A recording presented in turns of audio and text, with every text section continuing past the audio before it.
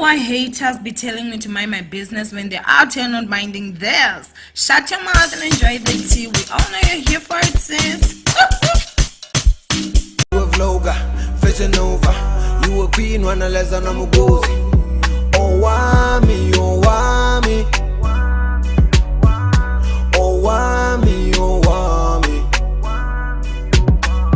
Owamie, Owamie. Hey, Owamie here, and I have some great news. If you have a YouTube channel or a business and you would like to get some affordable advertisement, I offer those services. Follow the instructions on your screen right now and say hello to some new traffic. Now let's get back to the video. Hi ninjas, how are you guys doing? It's your girl Owamie aka Miss Fear Focal, going back for entertainment. If it's the first time joining me, you're most definitely welcome. Please do make sure that you subscribe and obviously hit the bell. I absolutely love you, and do not forget, follow me on Instagram. It's at boldly Owamie. Now my ninjas, I know that there was no video today and I'm uploading this video super late. Today is the 23rd of August 2021, and on this exact day 8 years ago I lost my mom. My mother passed away. Wow.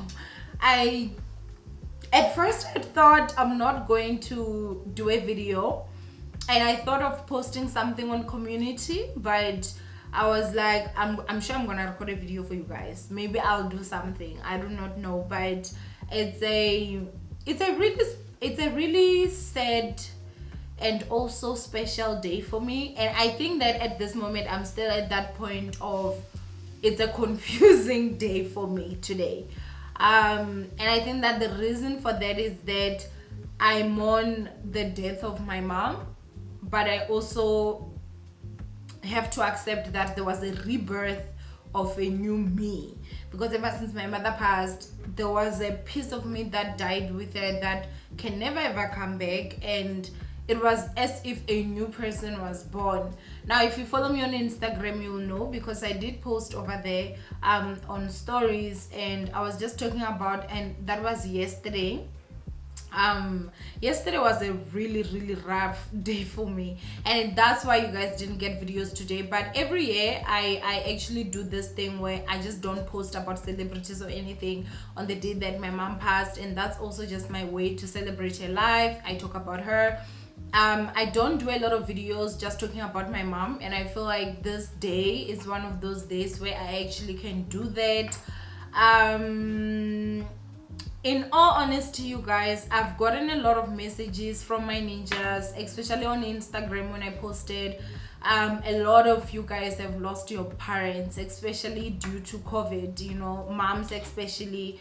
And when you guys were sending me your messages, it really honestly it did hurt me, but it also made me appreciate my journey a little bit more. The pain does go away, you guys. The pain does go away. I know they say that the pain never goes away, you learn to live with it, but in that learning to live with it, it becomes a norm, I guess, and it becomes numb. I do not know, but I know that, you know, this is year 8, and I can finally say that I'm starting to be at peace with the fact that she passed away. And most years, like on this day, I would fail to function. I'd be very depressed. I would be crying. I would just be at a state of denial. Like I would sit and look at the clock until like 12, and once it hits 12, I'll be bawling and crying. I'll cry myself to sleep. And I think this is the first year where I slept before even 12 o'clock, and when I woke up in the morning, I posted a picture on WhatsApp statuses, and you know, I just said that, you know, you're still very much loved, Queen Mother. Continue to rest in peace. And in all honesty, you guys, I mean, I feel like I'm doing this video because when I posted the message, which obviously I'm gonna go ahead and read for you guys right now, for you guys that don't follow me on Instagram, or that follow me but you just don't check my statuses, which I don't know, is it status? My stories. So basically this is what I posted. This was yesterday. I said, on this day 8 years ago, we were fighting to save my mother's life. She kept on holding on to me and wanted me by her side non-stop. She kept calling my name and she would calm down if I held her. She passed the following day, and as traumatized as I was, I am so grateful to know I was a source of comfort till the end. 22nd and 23rd August birthed the woman I am today. My greatest fear became my reality, and ever since then, I am as bold as they come. Miss Fairfoko was born on these days. My baby sisters and I have come a long way in this journey of finding our healing, but in all, God refused Karuna. Oh, my queen. And of course, a queen emoji and a heartbroken emoji. So that's the message that I basically put out. Honestly, you guys, I feel like I'm someone that I'm such a mom. I feel like that's the kind of person that I am. And I think it also comes with, I had to be a mother at a very young age. Obviously, my baby sisters and then Ray. So I've always had to kind of like mother. And I mean, sometimes I hate that, you guys. Sometimes I hate that. But at most times, I feel like it makes people feel very comfortable in terms of like opening up and, you know, just sharing their stories, which thank you guys so much for that. And I'd like to just say I'm really sorry if you lost like a parent or a loved one, obviously due to COVID or just, you know, throughout this year and previous years. The wound, you guys, it does get better and it does get to a point where you feel better. I don't feel that constant burning of pain anymore.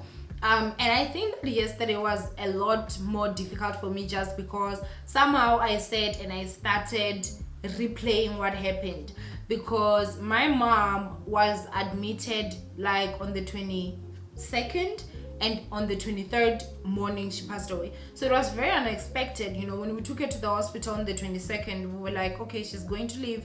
And obviously, like, you know, we were fighting to save her life. As I'm saying, she was kind of having panic attacks, I should say, and she literally only just wanted me to hold her.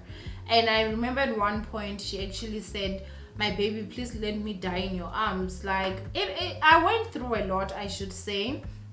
The trauma was a lot, but I'm really glad, you guys, and I'm really I feel really, I don't know, relieved that I'm at a point where I've had to accept the situation that I cannot change. You know, we always pray to say that God, give me strength to fix what I can and change what I can, and please give me you know, like, what did they say?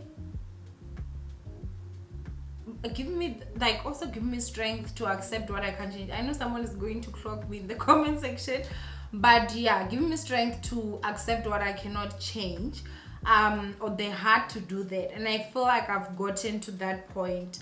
I have gone through so much in my life, you guys, so much that you guys do not know. After mom passed, we became homeless, you know. We were broke, we were financially struggling. It just didn't seem like there was any hope. It didn't seem like there was any light at the end of the tunnel. I went through depression for child, like almost 5 years straight, which was a real struggle, you guys. It was legit a real struggle, but I'm really glad and I'm really happy that I was able to kind of like find my feet, and now I'm where I am at today. I know people always say that, you know, there's a reason, you'll find a reason why this happened. I don't think that I'll ever find a reason why my mom had to pass, especially so young, and leaving us so young, and leaving my baby sister so young, and also having to deal with seeing my baby sisters mourn the passing of my mom. That was the most toughest, not even more for me. As I'm saying, I'm such a mother, so seeing them hurt it hurt me even more than just me hurting to say that I lost my mom. And I remember I've once spoken about this, that the time that we were actually preparing for the funeral, I was the one that was constantly like, holding my sisters, comforting my sisters whenever they cried. I called, like, they had to be here with me. And so something happened when we were in town, and I remember, I think at that moment I couldn't keep it together, you guys. I broke down and I started crying uncontrollably, to a point where, like, this other she was a stranger, and that lady, she actually, like, called my baby sister, asked, like, why is she crying, and then she told her, like, our mom passed, we're having some issues, and then she gave her money to say she should go buy me water. And I remember, like, crying, and my baby sisters were holding me, and I remember them actually telling me to say that we know that you also lost a mom, so you shouldn't be too strong. And I don't know why I'm about to get emotional, and I'm like, it's because of, I remember at that moment, that was when I actually had to understand and realize that the privilege that they had to just be young kids was over. People, we talk about how painful it is to not have a mom and losing a mother, but the actual deep things that a motherless child goes through, like, a lot of people don't know. And even myself, when I still had a mother, I didn't know, I didn't understand. And it all comes from a place of privilege. I don't care how much you are going to talk to me and say I understand your position, if you still have your mother, you don't, okay? And so for me, honestly, like, you understand what I'm saying. And so it's just one of those things where it's a healing process, it's a healing journey, and it's an individual journey. From the past years that my mother passed, it only was last year, which was year 7, that I was able to go to a grave. And the other times, it was not a matter of, like, I couldn't go to it was a matter of I was not strong enough. I could feel it, that I'm literally not strong enough. And now I go to my mother's grave, I'm able to sit on my mother's grave, I'm able to communicate. I feel so much peace when I'm there. If I was actually home today, like, I would have just gone to a grave, and I feel like I would have just spent time sitting on her grave. And I'm at that point in my life where I don't care if people think I'm going crazy or whatever, because we know, like, how it is when you're raised Christian. It's like, the graveyard is a place where you're not supposed to go and stuff like that. I'm just like, listen, okay, it's 2021, I'm gonna live my life how I want to live my life. If this is well with my soul, I'm going to do it. And I won't lie, visiting my mother's grave more often has given me so much peace. I remember even when I went home, when I went with the Kia, I went to my mother's grave, I sat on her grave, I communicated with my mother, like, a heart to heart. I wasn't saying anything, but I was just, letting things out. And and I remember, like, sitting there, because my mother's grave is like, it has got sort of like a covering, and it was actually very hot that day. Venda can be very hot. And as I was sitting, I realized that the sun went to an angle where my mother's grave, the covering, was actually covering me. I just started crying. I felt such a sense of peace. And I just felt like, it was somehow a sign that, and when I got the Nissan, I don't even want to lie to you guys, I went to the grave again, and I sat on my mother's grave, and that has given me so much healing. It has given me so much healing. I did it for me, and I don't care what someone out there will think of me or say whatever. The person that is lying on that grave is my mother. It's a woman that birthed me and brought me into this earth. So if I feel like going and sleeping on my mother's grave, like, ain't nobody going to tell me, change, boo, because it has been very much helpful.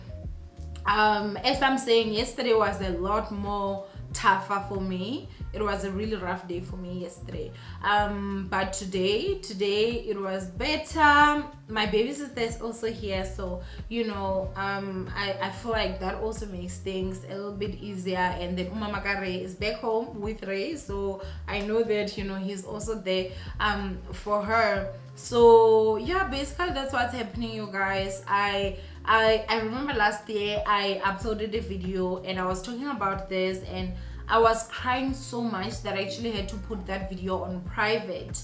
And I think that it was also because of last year I was secretly going through a divorce at that time, and it was such a confusing time in my life. And I feel like right now it's almost as if when there've been so much noise, so much chaos and everything, I feel like I'm finally at a point of the calm after the storm, and I am enjoying it. I absolutely love it. I am finally at a place where I feel really good, and I'm really grateful. I'm really grateful that I get to smile and my smile is genuine. I get to laugh and my laugh is genuine. I feel like I'm gaining every single day. I'm regaining a piece of me back, because for some people that do not know, divorce is definitely the same as death, you guys. It was almost just as tough. And so I feel like now I'm at that point where I've accepted that I lost my mom, and I've accepted that I lost my husband, and now I have kind of like looked at pieces, and my pieces are finally coming back and coming into, and the people in my life, oh my god, my baby sister Chipiwa is an angel. My best friend Levu, I don't know how I would do life without her. Honestly, I don't wanna lie, I'm addicted to that little woman. And so it's sort of like my baby Ray, my baby sisters. I'm honestly at a point of peace, and I'm so thankful to God. I'm really grateful that this is the first year where I wasn't crying the whole day, depressed the whole day. And I just feel like I should be a sign of hope for some of you that are still in that horrible place, that the pain will one day get to a point where you either get used to it or it fades, and you just get to a point of acceptance, and you understand that if Owamie did it, then I can do it. If she was depressed for almost 5 years straight, and now she's at a point where she can smile and be okay on this day, then I can do it. And trust me, you can be able to do it. Don't give up. Don't wait on life. And I feel like this is what I always say, guys, no one is coming to save you. Nobody. After my mother passed, I became so depressed, and all I was just doing was just focusing on the problems that I had, and I wasn't really doing much with my life at that moment. And unfortunately, it made my life a lot more harder, a lot more tougher. If you have a job and you're struggling, do your best to keep your job. If it means that you have to maybe seek medical help, psychological help, talk to the managers and whatnot. And I know you go through anger, you're not really thinking straight. Unfortunately, you can make decisions that can literally affect you for the rest of your life. I always feel like I'm one of those people that got a second chance in life, because even everyone around me, people around me, they'd written me off in life. And I'm not saying it in a bad way, nor am I saying that people around me were horrible. No, the situation was really honestly bad. You know, so it was like, okay, like, where's she going to go? You understand? And there would be a part of me that even today I feel I did put myself in that position.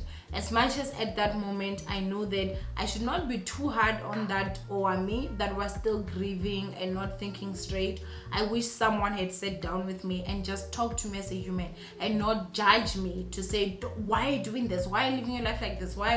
No. To actually just say that, you know, unfortunately, even when we've lost loved ones, the sun still rises and it still sets. You know, days, Monday continues, Tuesday comes, Wednesday comes, and unfortunately we still need to eat. You know, like, life still needs to continue, and it's so tough when you're at a position where you feel stuck and you don't even know, like, how do I even go about life, and everyone is moving on with their life. I remember after losing my mom, the world became such a foreign place. I would see people laughing and I'd be so angry. And mind you, these are complete strangers. Like, for me it was like, how can you laugh? My mom has died. Like, they don't know that people are gonna continue living their lives. And unfortunately sometimes, and this is the thing that I'll stress, if you're someone that knows that you cannot help someone after they've lost a loved one, don't make any promise. Don't make any false promises. We've had people that came to us and said, oh, I'll buy you clothes, and you took that and you're like, oh, at least she's gonna help here, and then they never did. And then someone was like, oh, you know, whenever you need anything, I'll be here for you if you're short with money. And when you say, hey, can you please help me? Oh, you know, this and this and this. I just feel like, even though you're at a point where you feel like, I want to help this child, don't make any promises, just do it. Because when you make false promises, you make life a lot more harder on this child. Because now, from the expectation of, okay, my mom has passed, at least she's here, and then you drop her, it's like you drop. I know you guys will understand what I'm saying, but as I said, 8 years ago today, I lost my mom. And my life has never been the same ever since. And I just, whew, I don't know. There's a part of me that wishes she was here, obviously. Especially when I achieve some really big things, like things that I never ever thought I would. I honestly, like, just wish she was here, and I wish she would experience those things with me. You know, and you know, she's not, so I do get to share with the people around me. I do have a lot of love as well.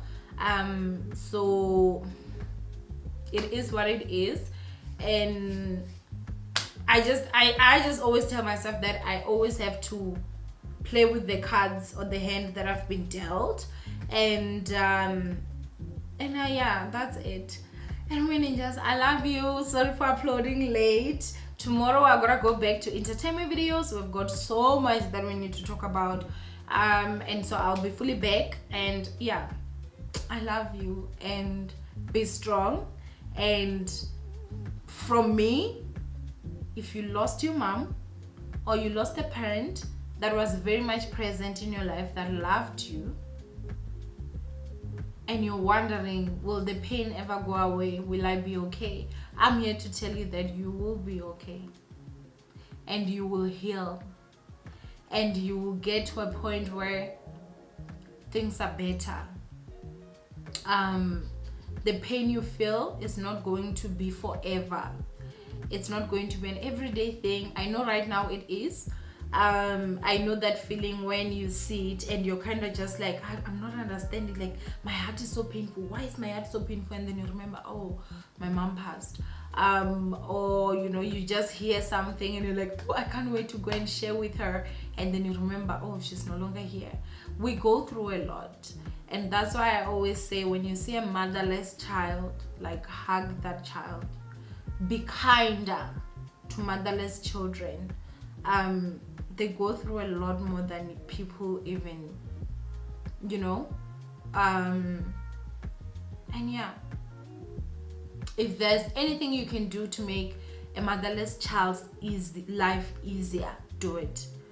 And yeah, anyway, ninjas, I love you. Do not forget to thumbs up this video and obviously share, and I'll see you guys in my next upload. Bye, ninjas.